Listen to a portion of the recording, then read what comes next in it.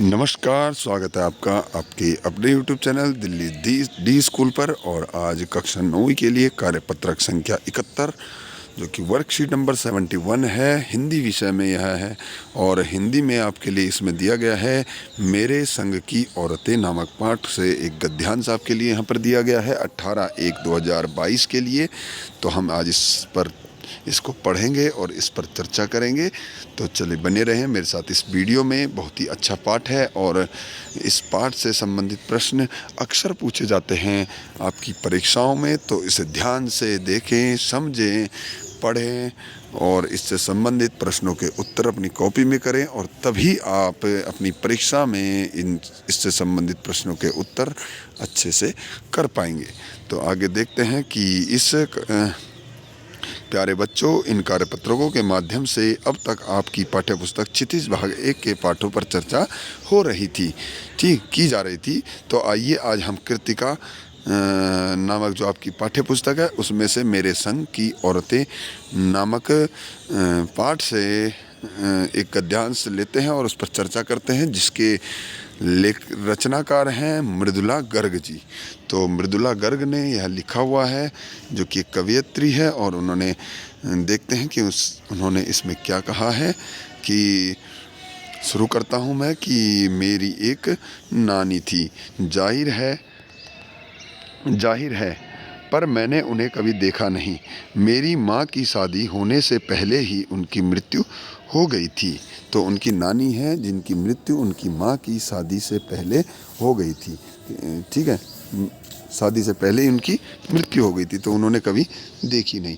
शायद नानी से कहानी न सुन पाने के कारण बाद में हम 3 बहनों को खुद कहानियाँ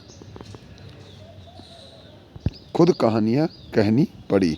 नानी से कहानी भले न सुनी हो, नानी की कहानी ज़रूर सुनी और बहुत बाद में जाकर उसका असली मर्म समझ में आया।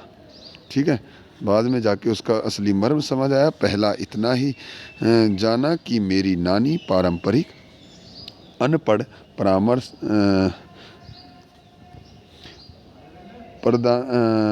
परदानसी औरत थी।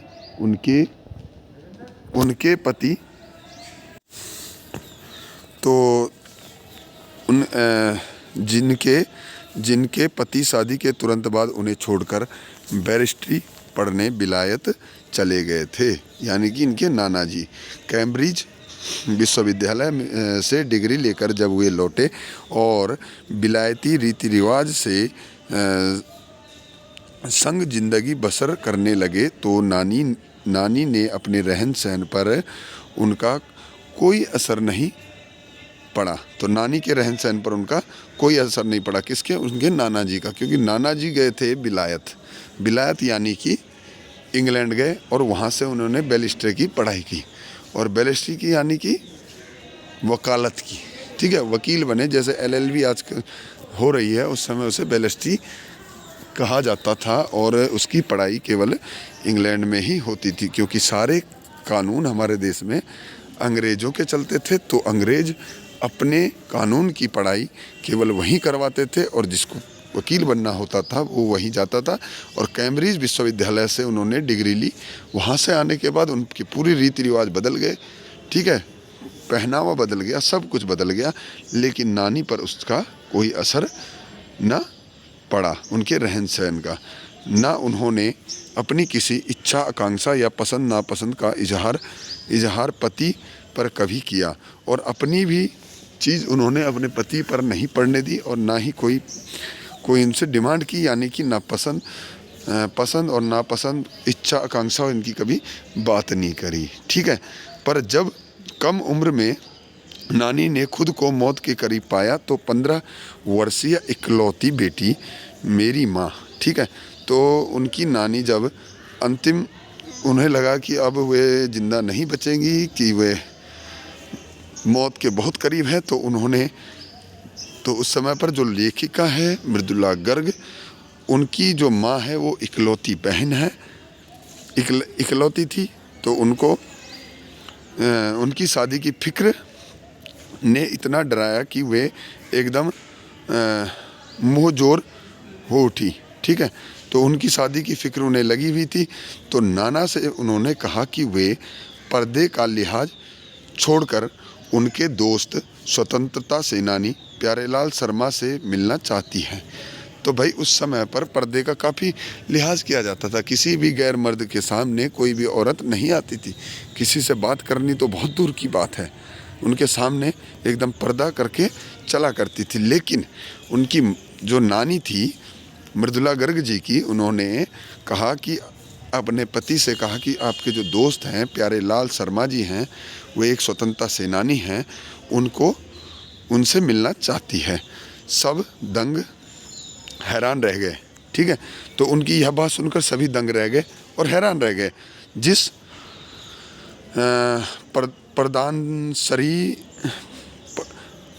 प्रधान सी औरत ने पराये मर्द से क्या खुद अपने मर्द से मुंह खोलकर बात नहीं की थी, आखिरी वक्त में अजनबी से क्या कहना चाह सकती है। अभी जो औरत अपने पति से खुल के बात नहीं कर पा रही है, दूसरा तो छोड़ो, तो वो आज इनसे क्या बात करना चाहती है। ठीक है, वो भी इस अंतिम समय में। पर नाना ने वक्त की कमी और मौके की नज़ाकत की लाज रखी और सवाल जवाब में वक्त बर्बाद करने की बजाय फ़ौरन जाकर दोस्त को लिवा आए और बीबी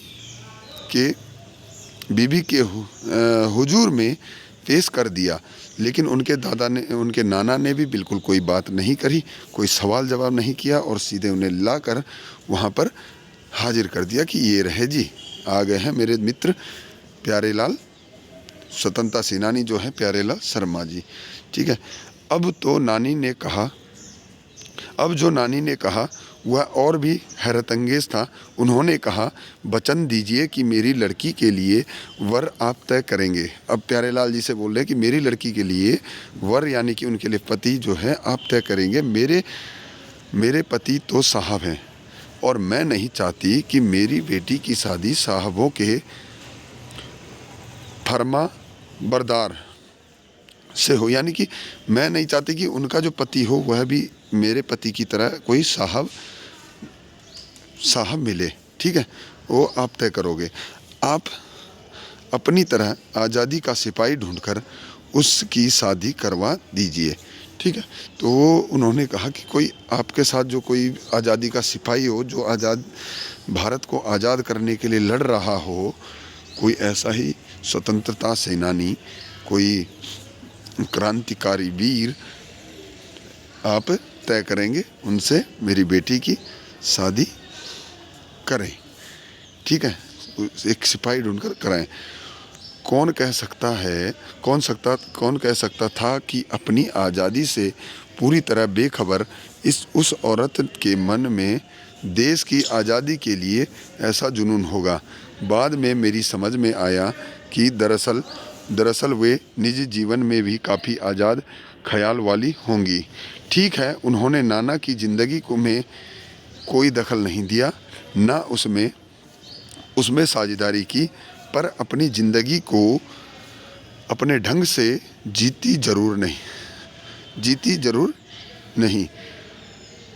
पारंपरिक, घरेलू, उबाऊ और खामोश ज़िंदगी जीने में आज के हिसाब से क्रांतिकारी चाहे कुछ ना रहा हो, दूसरे की तरह जीने के लिए मजबूर ना होने में असली आज़ादी कुछ ज़्यादा थी। तो यहाँ पर लेखिका यह कह रही है और अपने नाना और नानी की बात कह रही है कि उनकी नानी ने अंतिम समय में क्या कहा था और किस तरह की डिमांड की थी। ठीक है, तो चलिए, आशा है कि यह आपको पढ़कर अच्छा लगा होगा और आपको समझ में आ गया होगा।